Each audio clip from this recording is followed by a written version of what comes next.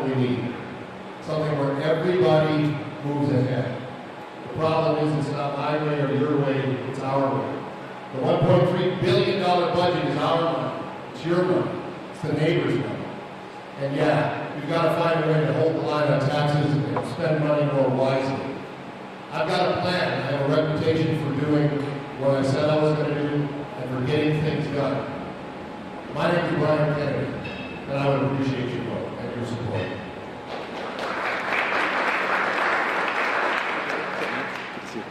The questions we'll be asking tonight are going to be covering several major areas. None of the candidates were provided these questions in advance. The main topics we'll be talking about are economic development, demographics, public safety, taxation/services, quality of life, and the environment. We have an extensive list of questions, and we're going to get to as many as time allows throughout the progression of this debate. And we'll be progressing again from my closest to the furthest, and then progressing down with each candidate, and each candidate will have a chance to respond to all of the questions. So, again, starting here with Reverend Johnson, the first question is, what strategies would you propose to enhance El Paso's competitiveness in the regional and national economy? That's a great question. So we've got to do a number of things. So El Paso is primed for a number of great economic opportunities. We are, if you want to get into aerospace, you have to come to El Paso. So to our northwest, we have Virgin Galactic, which is launching people into space.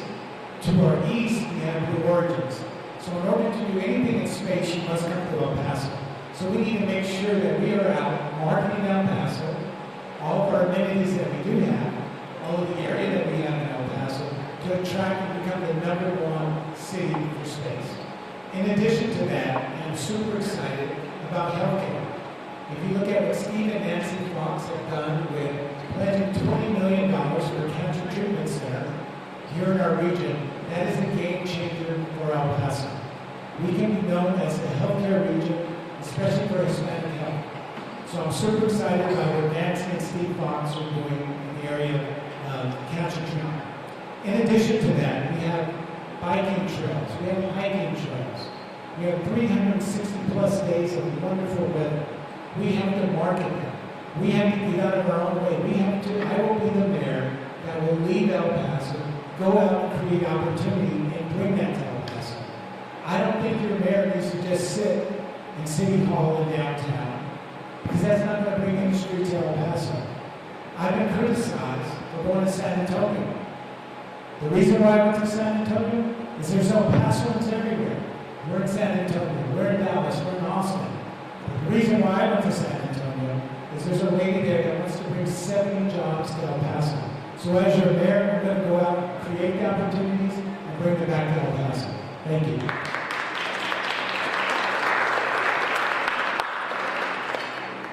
And again, for Representative Hernandez, now, what strategies would you propose to enhance El Paso's competitiveness in the regional and national economy? Testing. I am your only candidate who has experience in workforce development. My background is to support employers find their specific professional skill sets that they need from our workforce. Our workforce is the hardest working workforce. Did you know they used to promote El Paso as a cheap labor, good with hands economy?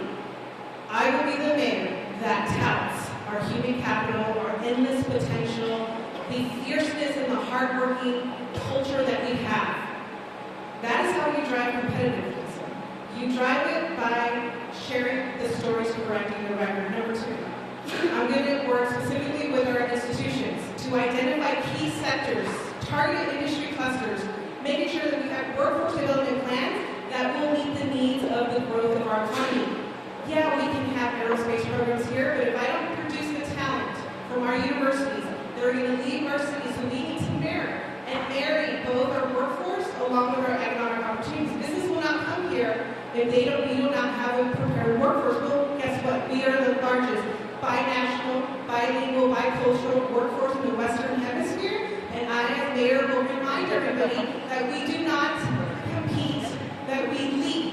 And when we lead, we will experience the economic surplus that can come to our community. I will have an international lens, working with Mexican governments to make sure that we are building supply chains across the Mexican border here in the United States so that we can get our fair share of that trade that's happening and it stays here. We should not be a hub to move on to your next wave. We should be creating industry. And as mayor, I will focus on advanced manufacturing, logistics, aerospace, healthcare, biomedical sciences. Those are the key industries that will build our industry. And I'm committed and I have a plan to get that done.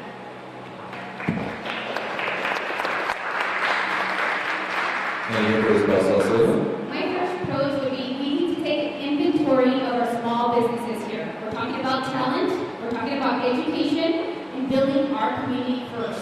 We need to take an inventory of what that is, and we're our biggest advocates. I am currently your biggest advocate. I go out of El Paso, I tell everybody how amazing we are. And I try to tell them, you need to come and bid for El Paso, because we are the community that you want to grow. We're at a stage that is very pioneering still. You can really grow and scale El Paso. So it starts from building our small businesses first so that we can provide the talent and then go out and get the big businesses that we can bring because we know we have the workforce here. I have the fortitude, I have the proven record that I will go out and get that done, and that's one of the things I'm going to focus on, not only working with our sister city. There's a lot of opportunity there. We need to have these conversations. I sat down with the mayor of Juarez. We need to have those conversations of what companies are coming and how we are going to be able to scale them and provide the educated workforce that they need in order for us to grow, because that's sustainable for our culture, and then it can create wealth for us if we're growing our economy first, not the other way around. So that's how we focus first, the inventory, the execution, and letting know the role of how amazing El Paso is, and I will be the mayor that will get in front of them and let them know and bring them to El Paso so that we can provide everything that they need in order to also grow our economy as well.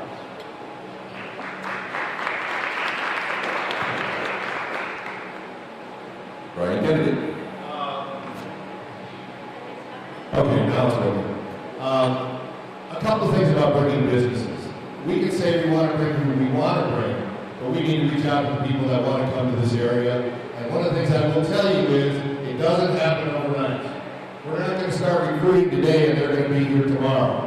What we can do is our two-tiered aspect of finding out what the businesses need as far as skills and talent, and working with UTEP, Paso Community College, and saying, here's the skills we need for the company that wants to come in, and here's why.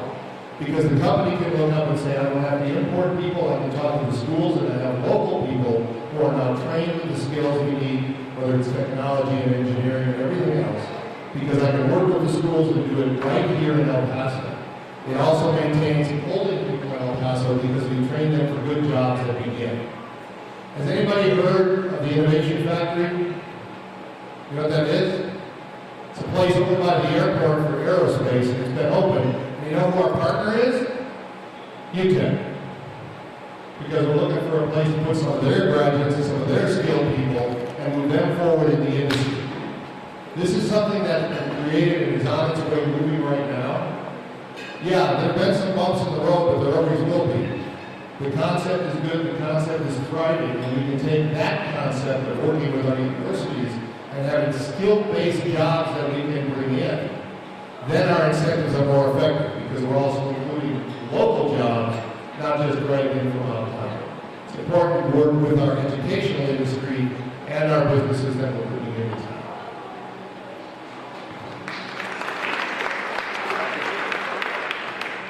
The next question, the first answer will be given by State Representative Hernandez. The proposed deck park has the potential of being an economic engine for El Paso, especially as it pertains to existing efforts to revitalize downtown. Do you support the use of public funds to execute the project? And if not, what funding sources would you propose stakeholders pursue, and how will you as mayor plan to be helpful in those efforts? I think the way they line up the questions is about how we're going to fund it. And that's fine. That's what's sexy. Oh, we're going to use public tax dollars to fund it. Yeah. The city is going to invest in itself, because a city that invests in itself, you're going to see a return on that investment threefold. And I'm not going to play politics with your money. I understand the financing tools. I understand the methods that we can use. I understand that we can utilize commercial taxable values and supplant more of those funds in that area. This isn't a matter of whether or not your mayor should support this. If you don't hear from my opponents here that they're not going to support it, they don't want to reduce your property tax dollars. How do you think a community thrives?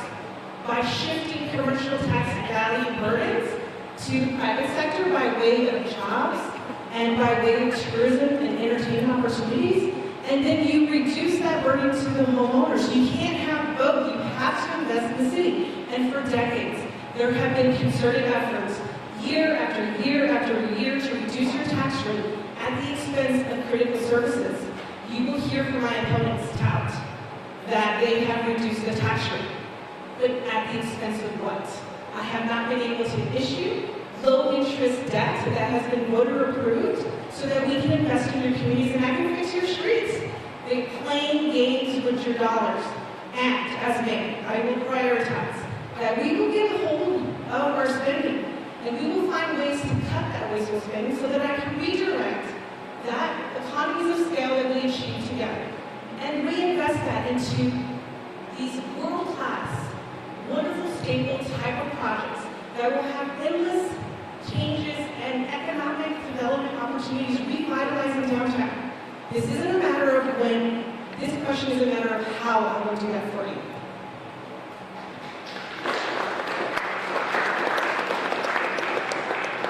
Continuing with City Rep. Salcido, the question again. The proposed debt park has the potential of being an economic engine for El Paso, especially as it pertains to existing efforts to revitalize downtown. Do you support the use of public funds to execute the project? And if not, what funding sources would you propose stakeholders to pursue, and how will you as mayor plan to be helpful in those efforts? So as a city councilwoman, I went out to my district to find out what do they think about this project. And most of it like the project, but what I'm letting them know is that we need to get all the data. We need to know how much it's going to cost, the design, and then based on the design and the cost, then we decide what the approach is.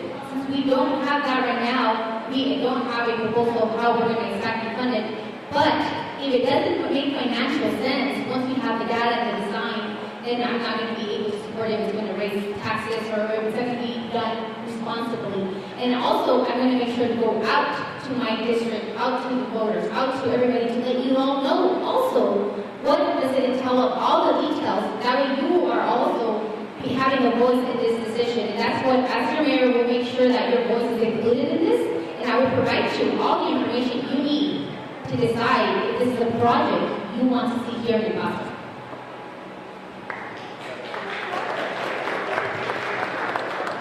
Representative Kennedy. Okay, so the question is using public funds for the debt park, right? All right, let me dance around and answer for you, okay? No. Okay, let me tell you why. I think that I voted for doing the study to find out what it's going to be, and here's why. Free beer for anybody to tell me how much it's going to cost. Safe bet, because no one knows. You don't know, I don't know, nobody knows. What's it going to cost to maintain? We don't know. What's it going to cost to put what are we going to put exactly on the deck park? We don't know. Who's going to pay for the maintenance on the deck park? We don't know. There's a lot of we don't knows.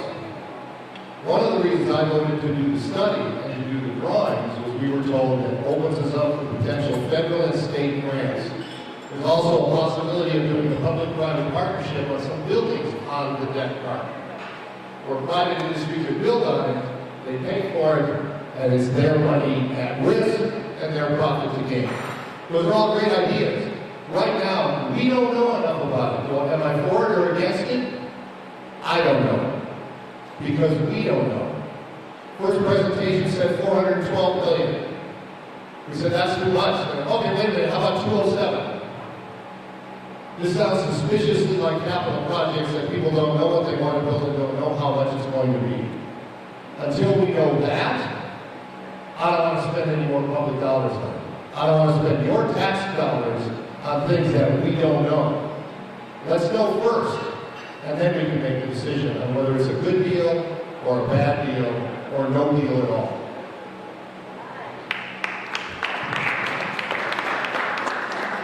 And Mr. Johnson. Got it. So let me tell you what happens when you invest in the community. So we do have examples of how much debt parks cost. El Paso's not the first city that's going to have a debt park. You go to Dallas, you've seen the debt park. They know how much it costs. They know how to maintain it. One of the things that I'm hearing, and I'm not on thousands of doors, is quality of life. People in El Paso deserve more. We deserve better. Why do we want more open space? Why do we want more bike trails, parks, theaters, entertainment complexes? We can do better as a community. What happens when you invest in the community, you look at La Nube. That is one of the best public-private partnerships that we've done in years. It's a function of execution and leadership is what this is. We need to look at this seriously. I don't disagree. You know what I applaud them? Is that they put the money up to do a feasibility study. We do need to know how much it's going to cost. We do. There's no question. So I applaud them for doing that. But once we figure that out, El Paso deserves more. We deserve more. And if the debt park is something we can work on together, let's get it done. I'm sick and tired of losing our youth to other communities, and we have an opportunity. This opportunity is not for us. It's for our kids and their grandkids and our grandkids. So we really, really need to look at this. This is an opportunity for El Paso. We can get it done. So that's my question and my answer on the debt park. We deserve better, but we do more. Thank you.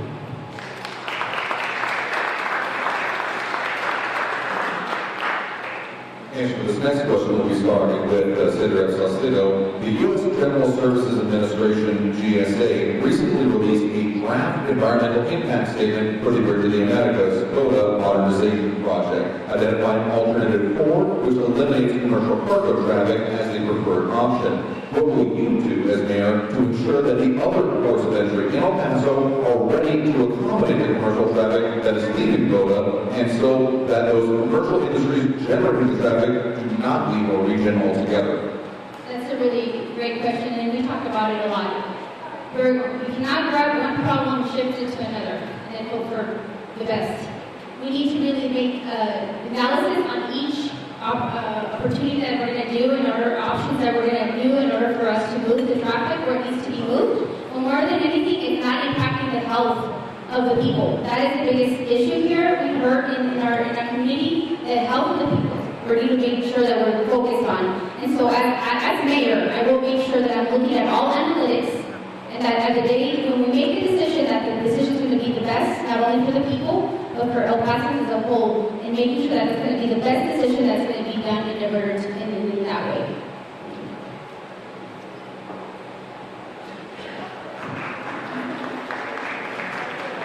Representative? My problem when we moved the traffic is so much of that traffic that was coming across Boca was actually local traffic. It was local suppliers for local businesses.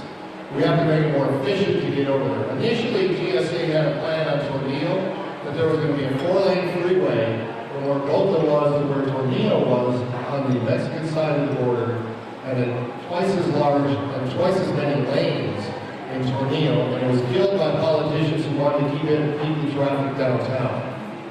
Until they figured that they were going to have a parking lot called Spaghetti Bowl, which is what it turns into, is a parking lot. We have gotten tasked, the federal government, with saying, you said we should move this, you're also responsible for helping to pay for this. They're the ones, GSA is the one that said we should move this. They need to help us prepare to pay for it and not drop it on the backs of the local government, which sometimes will happen. A great federal program, a great idea, great for the economy, great for the environment, and they're going to want the local people to pay for it. It's not our job to pay for that. The border crossing is a federal deal. It's federal money. It should be federally funded.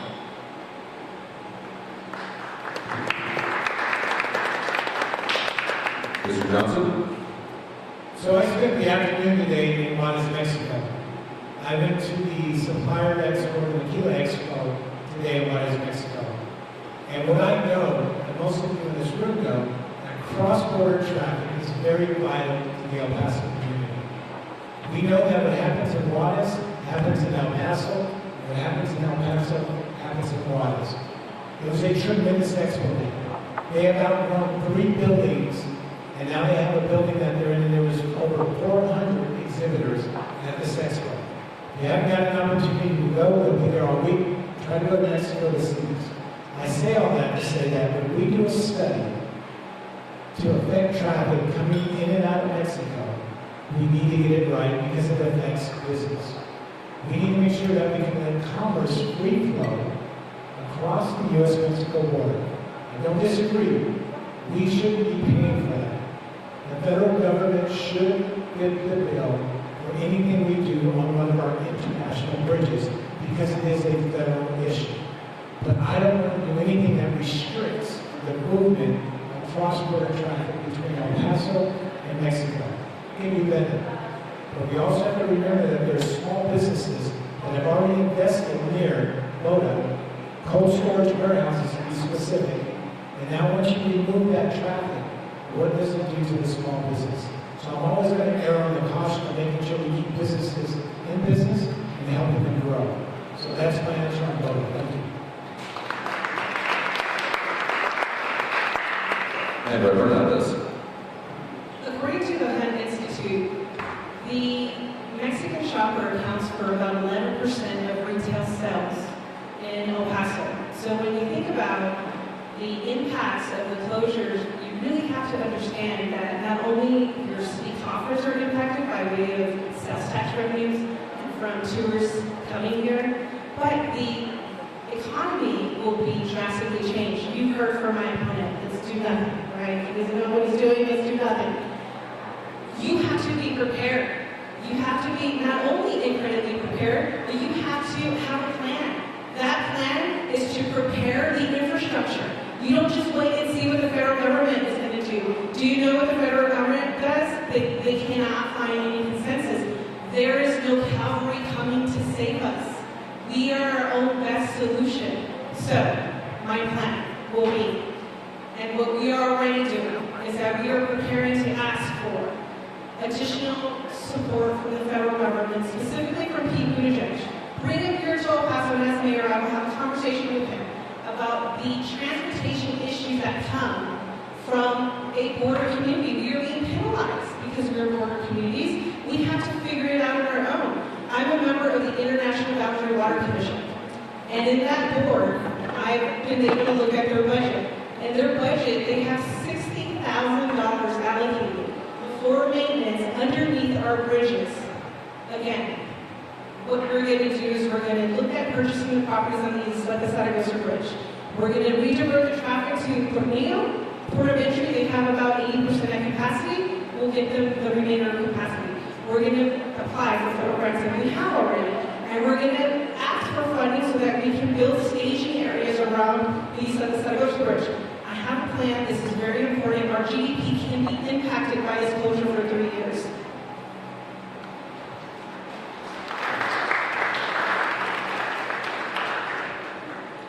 The next question, then moving on to demographics then, is given the changing demographics of our city, how would you support initiatives to improve educational and training opportunities for our workforce, and what industry do you see as El Paso's greatest opportunity? This question starting with Rep. Brian Kennedy.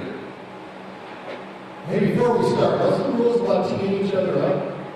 Can you let me know so I... The rules are you should be addressing the moderator directly. Okay, And the audience. cool.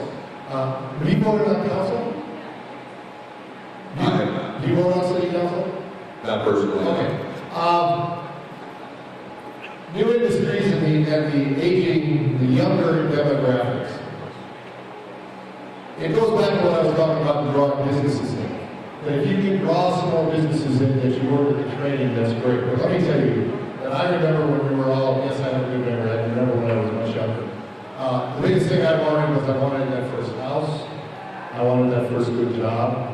And we have to make sure that we work with our universities, with our schools, and train them. The average age in the city of El Paso is, 34. It's the average age of the city of El Paso, which means we have a lot of young people, which means we have a lot of young people looking for good jobs, that need to have training, that need to work when we bring businesses in, that we work with our educational institutions. It's like I talked about when we were going to bring a job in. We need to make sure that we do bring jobs in, but also have training of students and availability of the workforce. It's something that's really important to us. We also need to make sure that we keep an eye on our tax rate, and I'll tell you why. Because we don't want to tax it where my kids and my grandkids can't buy a house in this town that they love, because we're taxing them out of the city limits. All of that deals with the good jobs, the good training, and bringing in businesses that will stay here and employ locally rather than importing workers.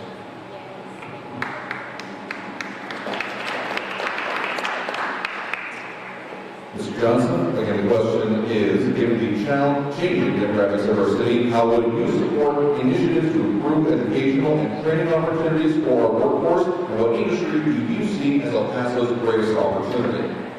Okay. So, as I said earlier, I'm the only one up here. I got 800 employees. I got 800 employees, okay? So I know what it takes to get workforce. I can tell you that we need to work with the Workforce Commission. We need to work with our trade schools. We need to work with Western Tech.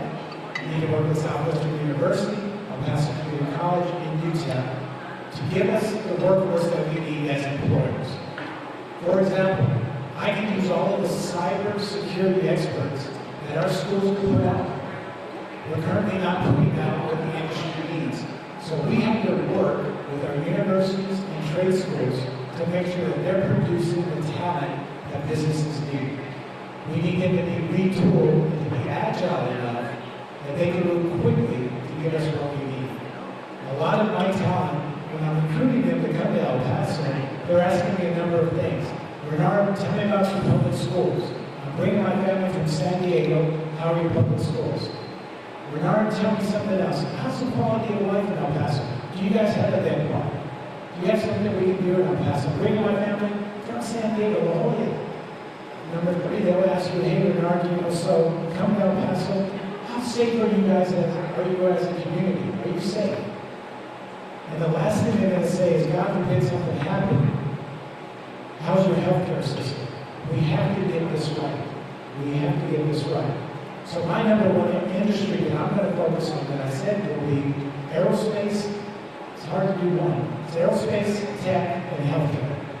We are prime. The state of Texas has pledged to be the #1 state in aerospace. We have vast land here in El Paso. We've got 1 million acres at Fort Bliss and 2 million at White Sands. We can launch anything in the Army's arsenal. So we have to take advantage of that. We have to go out and recruit and get the labor to do this. Thank you.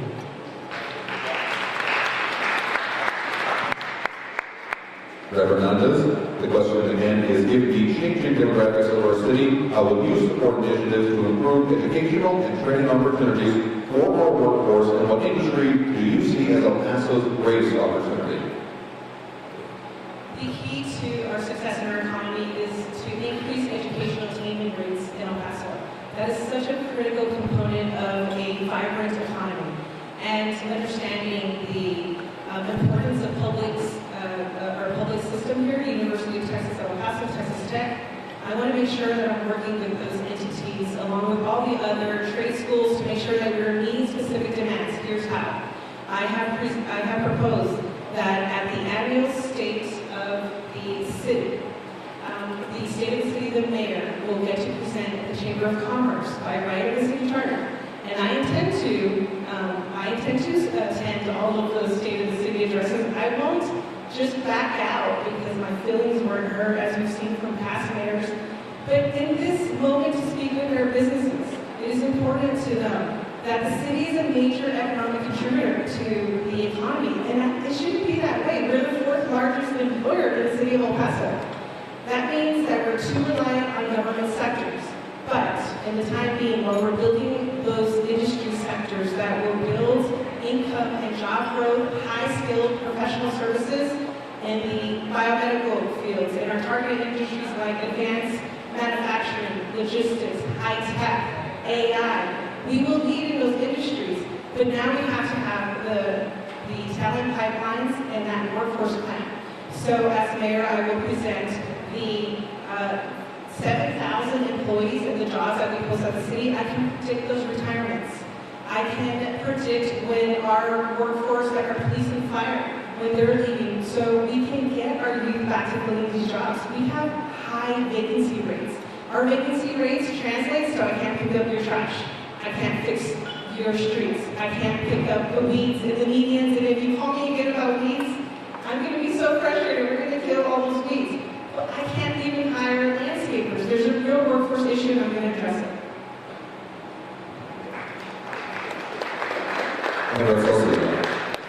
One-third of our population is between the ages of 18 and 35. Our customer is young. All you here in this room are mostly all young here. You are our customer. And working with UTEP, working with EPCC, with trade schools, and finding ways that we are going to be able to educate our workforce so that they're not leaving El Paso. But we're working also with other companies so that we're able to create pipelines that are going to address their needs and be able to be successful here in El Paso as well. One of the things we need to also focus on is financial literacy. Financial literacy for our youth is crucial. You know, once you do make a lot of money and the tech companies come, where do you put the money? How do you invest it? How do you buy your first home? About your credit? Talking about just the basic needs of financial literacy that's going to propel you in life.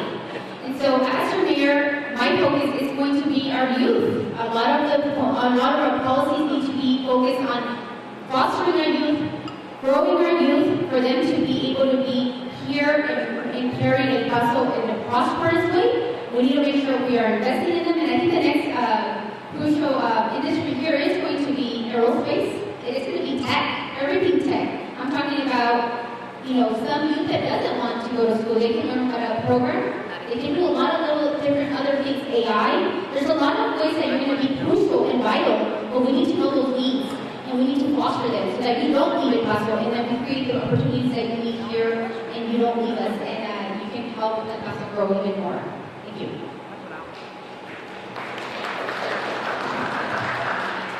Moving on now to public safety. This next question will begin with, Senator Johnson. What role do you see for public safety in creating a business-friendly environment for El Paso?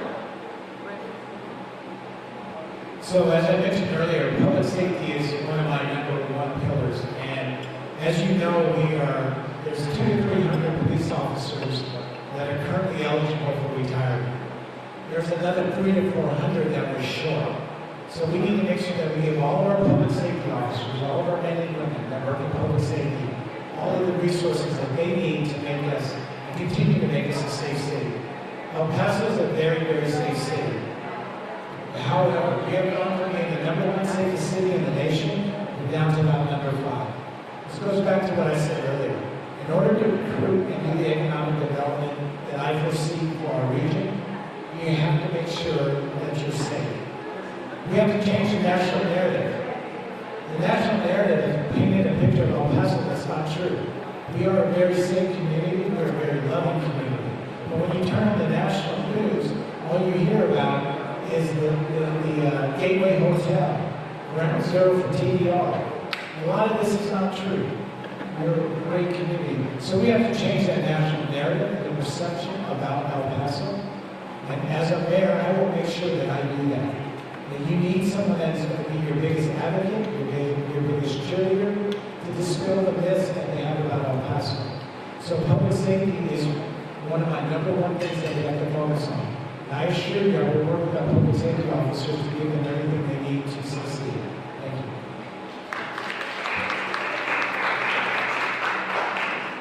Reverend Hernandez, again, the question, what role do you see for public safety in creating a business-friendly environment in El Paso? The city budget, there is, if you look at just police and fire and those two departments, that is accounting for more than 100% of your property taxes. To put this into context, about $280 million comes from property taxes. Just in those two departments alone, over $320 million. The cost for the departments are ever growing, and the number of police officers are shrinking. That's because they're becoming too expensive. So it's not a matter of just increasing the number of the police force. I support that. But we have to get creative because I cannot overtax you. We have to be strategic with the type of services and the type of outcomes that are going to come from the police department. First, let's look at all of the officers who are doing administrative work. When they retire, we will make sure that we backfill them with civilian workforce. Our uniform officers are very expensive. We have a big percentage of our youth for officers who are doing administrative work. I also want to look at our retired law enforcement. So we launched a program in 2020 that we had to stop for obvious reasons. Our volunteers in patrol, which are retired law enforcement, who we can put back into old police cars that are being decommissioned, start circulating schools and start making our communities feel safer. Because right now they're responding to priority 1 calls and spending 21 minutes or over to get to that priority 1 call. So if you have an emergency, do you want your police officer to report directly to a traffic accident or to a domestic violence dispute? The priority is going to be over here. Well, did you know in other communities, traffic accidents, they're being distributed to third parties? That's like an insurance adjuster that you hire to respond, take pictures so that you have evidence to share to your insurance company. There are so many ways that we can get creative, but hiring police officers is number 1, and getting creative with how we're going to break down the silos and be more efficient with your job.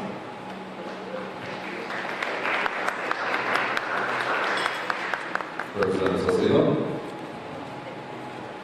Public safety has been my #1 priority when I got into District 5. We were the only district without a regional command center with that presence to make you feel safe.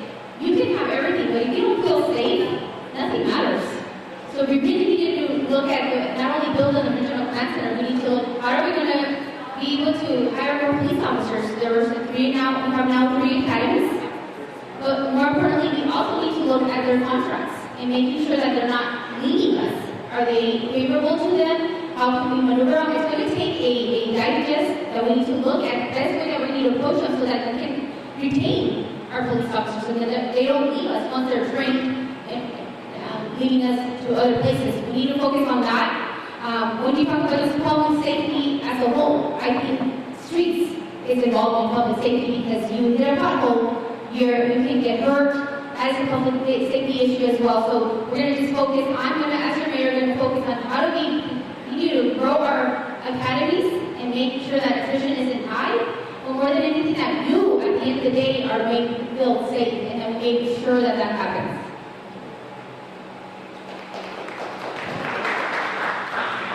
The #1 job of the city is public safety. Just last year, we cut a new contract with the police department. We bottom loaded it. Used to be if you were recruit the police department, you'd make more money working in a big box store or putting boxes up on the wall. We changed that. We changed the pay. It's bottom loaded because those that are new to the police department got the biggest raises. They start the academy early. They get on paid early. It's a shorter academy. Is it working? January of 2023, Police Academy, 14 people. The month that they graduated, we retired 16 people. The academy that started September 9th, 44 people in the academy. For the first year, as long as we can remember, we will have 90 new badges on the street this year. But that's not enough. We train them, and now that we're paying them well, sometimes they'll get poached by other cities. So I'm saying, if we train you, you owe us 2 years of service. It's like a military academy, right? Somebody wants to come get you and you decide you want to go to Abilene or Amarillo or Albuquerque, that's great, but they have to pay us for your training. No longer will we train people so we can ship them out. Okay? Once you get somebody past the second year, they start hanging around for retirement. I've always been a big fan of first responders, which is why I'm so proud that the sheriffs and the fire department have both endorsed my candidacy for mayor, because they know I got their back, because they got our back.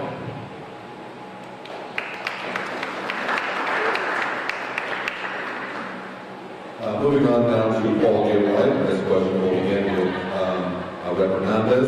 In November, the city of Paso residents will have the option to continue to support or cancel the city's authority to issue the remaining $120.5 million general obligation bond for the multi-purpose performing arts and entertainment facility, also known as the Downtown Arena, the SUN.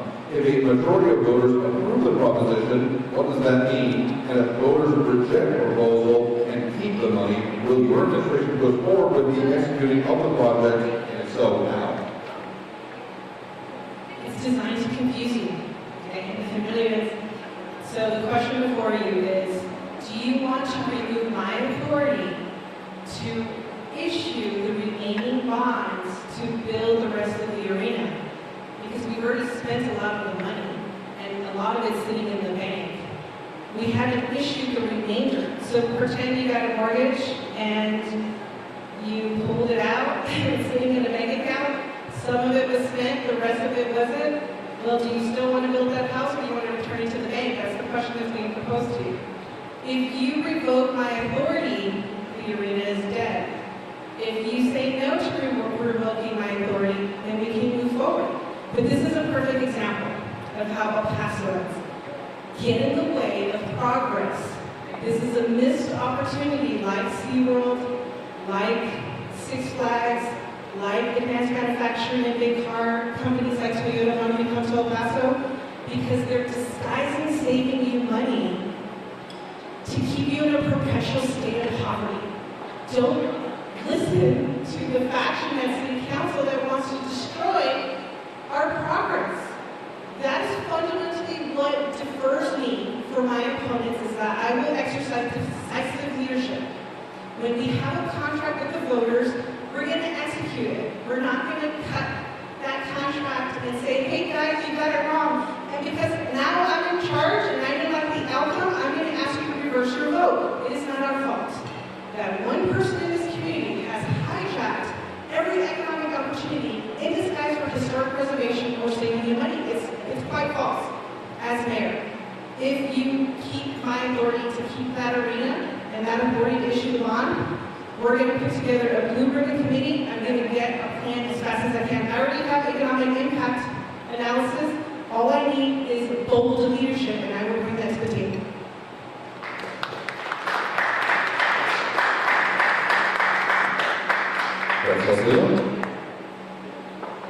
So the main crux of the question is that if a majority of the voters approve the proposition that is on the ballot, what does that mean? And if voters reject the proposal and keep the money, will your administration push forward with executing the project, and if so, how? So I don't know how many of you did vote for the bond in 2012. I did vote for the multi-purpose center. I know that what's being asked of you is if we're going to be able to not be able to issue that debt. What I want to know, though, is what do you all want to see, too? If you all want to see us not issue the debt, then you all will speak. But more importantly, what I did hear from people that did vote in 2012, they felt that they were disrespected because that went away, and they had voted for what they had asked for. But as your mayor, the way I would look at it, I'm going to listen to what the outcome is. Out for the vote, and my approach would be a public-private partnership. We see what the movement has done. That would be a perfect, ideal project for them. And I think that it could really make our community thrive if we just do a partnership. I don't believe we should be spending any more city dollars for it. But I do believe that we can do a partnership and we can see another project for quality of life here in Paso, similar to Lanoe, and I think that you all will speak loud and clear this November on how you want to approach, and I respect that.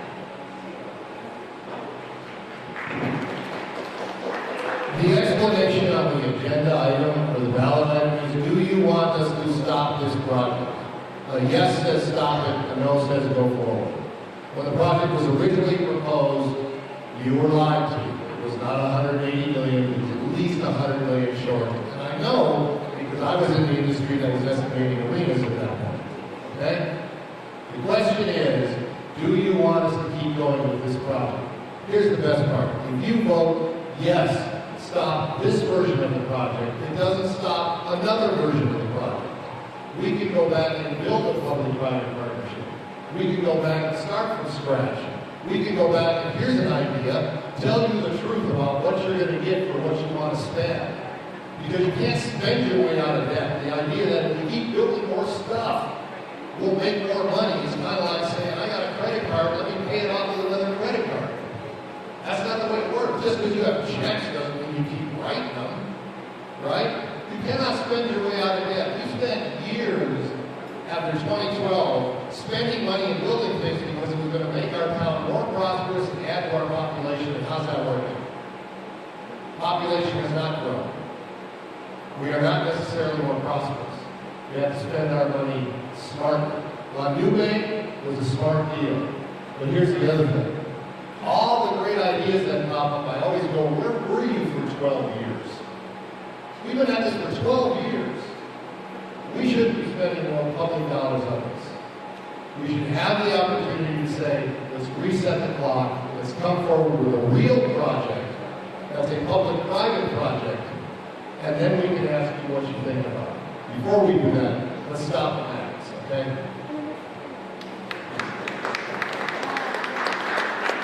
Mr. Johnson.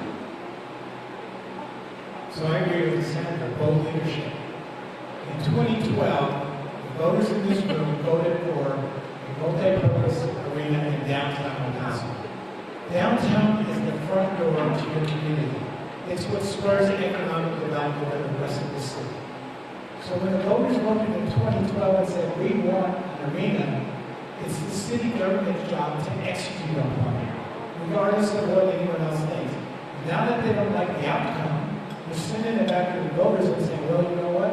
It didn't go our way, so you guys have to go out and say, yes is no and no is yes. It makes no sense.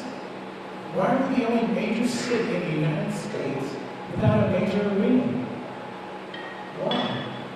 I spoke to the lady that put on the Texas Democratic Convention here in El Paso, and 3,000 people at the convention center is our capacity.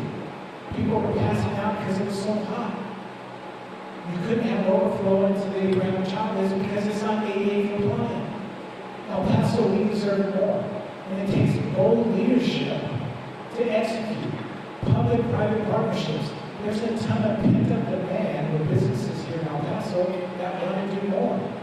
We should have looked at naming rights. We should have looked at sponsorships. We should have looked at a number of things before we let friends tie us up in the lawsuits. Now you got blocks and blocks of city in downtown El Paso that are fenced up because someone wanted to keep us from going forward. At some point, we have to grow up. We have to grow up and do more. We deserve better. El Paso deserves better. You look at Coldplay, the concert that's coming to the Sunday. They sold out 2 shows. There's a pent-up demand in our community to do more. If you want to stay in the status quo, please don't vote for me. I'm your mayor for the future. We deserve better. I want to keep your money in El Paso. I want to bring other money to El Paso. We shouldn't be spending our money in other communities. So that's what my take is on. Thank you.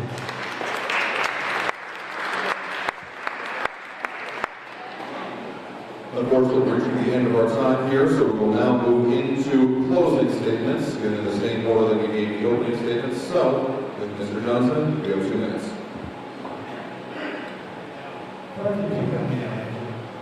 So, again, I'm super proud to be running for mayor of El Paso. I want to bring us back home, though. I was a former chairman of the El Paso Hispanic Chamber of Commerce. So I know what Chamber of Commerce do. The great chamber, I know what they do. So, when I'm your mayor, I pledge to you that I'm going to work very hard in economic development to bring you the Trader Joe's that you want, to bring you the HEBs that you want, to bring you the pickleball courts that you want, to bring you the cheesecake factories, all the things that you want. And the way we're going to do that is we're going to get on a plane to go out and meet these CEOs. I'm a CEO that speaks business. There's a lot of pent-up demand in our community of businesses that want to do more. There's a guy that wants to build a sky bridge over Mesa so that you can walk over Mesa and no one has to get hurt anymore. He doesn't want to do it with current city council. Remember, other communities are watching how we perform here in El Paso. And do they want to come here? Right now, no. We have to change our image. We have to have bold leadership. And we have to move into the future. I'm a mayor for the future. I see pride in economic development. I see a thriving community here in El Paso. I see open space, biking. There's so much more. I see money being spent in our community. We can do this, but we have to come together as a community. We have to work with our chambers of commerce. We have to work with our board of funds. We can do this. In El Paso, we can do so much more. So I want to thank the Greater Chamber for putting this on this evening and inviting all of us out to speak tonight. But again, I'm a mayor for the future, not status quo. Thank you. Bernard Johnson.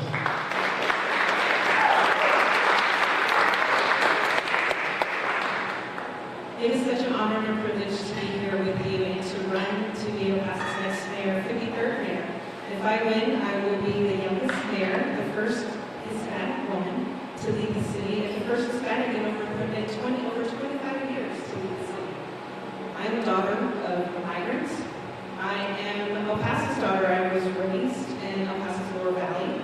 I am raising my 5 young children in Lower Valley, and I know what you're thinking. Yes, it's because of the kids at home that I'm able to do with the kids at City Hall. It's very true. I bring a very motherly lens. When you think about the composition of your council, nobody has ever brought the lens of what families need. I bring a specific skill set. I'm deeply rooted in this community. I know all of the challenges and the systems that have been holding us back. I want to rebuild them, and I want to rebuild them with you. I know that. You've seen me in the news a lot. I have been through every PR crisis, a humanitarian crisis, immigration. I have been through a global pandemic. I have been through a domestic terrorist attack. Your mayor will be in charge of issuing emergency ordinances. I will be prepared day one. I will fight against utility companies who want to jack up your rates. I will make sure that we're being business friendly and that we're opening the doors at City Hall to everybody.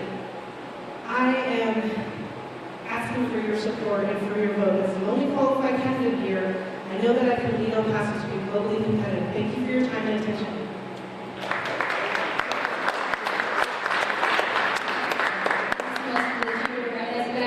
I am incredibly proud to be from El Paso. I am orgullosa to be from here, and I ran for office because I wanted everything to get, we deserve more.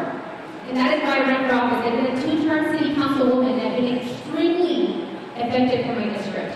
I have not only proven, I'm able to show all my results, and I will do that and fight for every district in El Paso. It is time for us to all join together and get everything we deserve, and I will fight for you. I will fight for you and not to get everything we deserve here in El Paso. But more importantly, I'm going to make sure that I'm listening to you. And every time we're making a vote or we're making a policy, that your voice is included every time in it. Because at the end of the day, we want to go together. And we're only going to get there together if we work together every time. And that is my commitment to you, is to work hard. I am proven, I am trusted in the community, and I am a local, and I love our community, and I will fight for us. And I humbly ask you for your support in November. Thank you.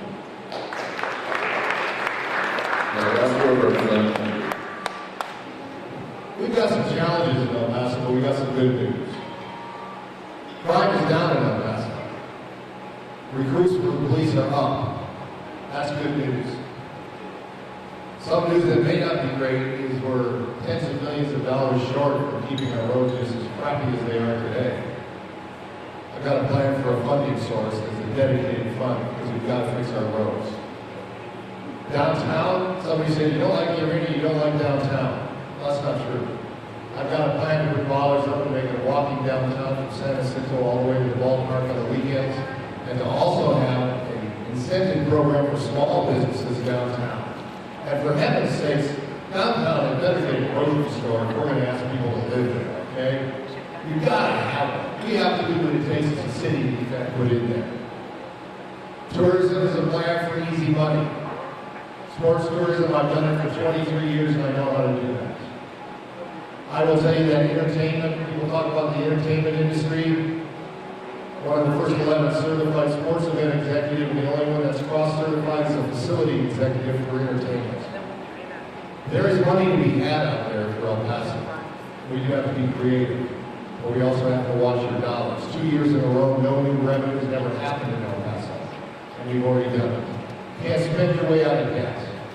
A lot of people want the job of mayor. There's 8 people running. I can do the job as mayor. And I will tell you, everybody has a vision, and that's great. Visions are wonderful, but I have a plan. Plans are better than visions because they accomplish things, and I'm known for getting stuff done. My name is Brian Kennedy, and I would appreciate your support and your votes. Thank you very much to all of our candidates for coming out here tonight. Thank you very much to the Chamber for hosting this event, and you all very much for coming yourselves.